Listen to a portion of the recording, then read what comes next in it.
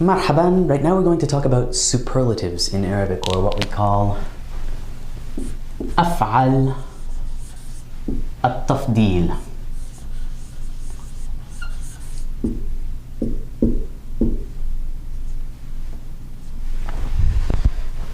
And if you listen to this pattern, أفعل, you'll perhaps recognize that kind of rhythmic stress, that vowel pattern.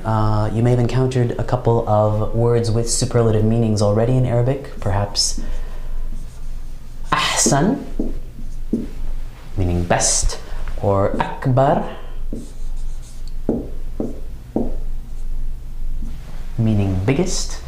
So if you say those words to yourself, أحسن, أكبر, أفعل, you'll hear that they share a certain commonality of vowels, right? We have two syllables with fatha, and we have that alif at the beginning. And we can use that af'al pattern to turn a lot of simple adjectives into superlatives, right? We could take an adjective like jameel,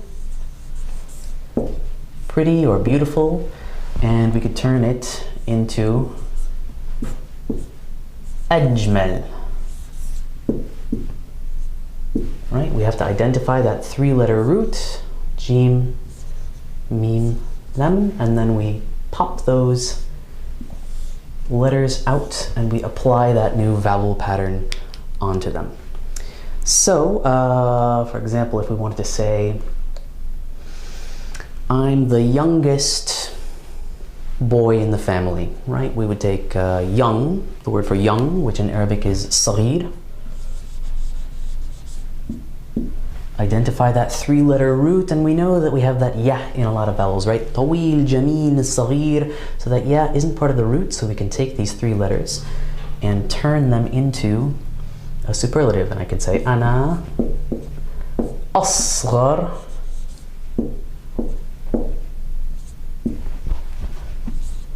ولد في العائلة. Or if we wanted to say that winter is the coldest season of the year, we could take that adjective for cold, بارد.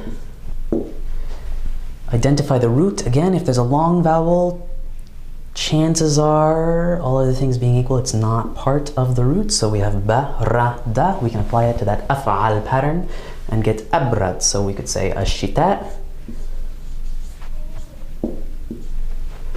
أبرد فصل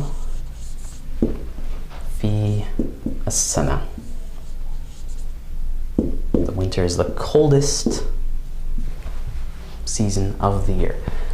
Notice that this af'al pattern, when we're describing a noun, always comes before the noun. It's kind of an exception to the rule that adjectives always follow nouns, right? And also notice that the nouns we're describing, the walad, this fasl,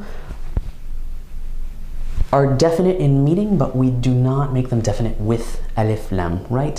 When we use this superlative af'al pattern, it's implied that that noun is definite. The very coldest season, the very youngest kid, walad. So even though it's functionally definite, we're not going to make things definite with alif lam. That's a very strict rule.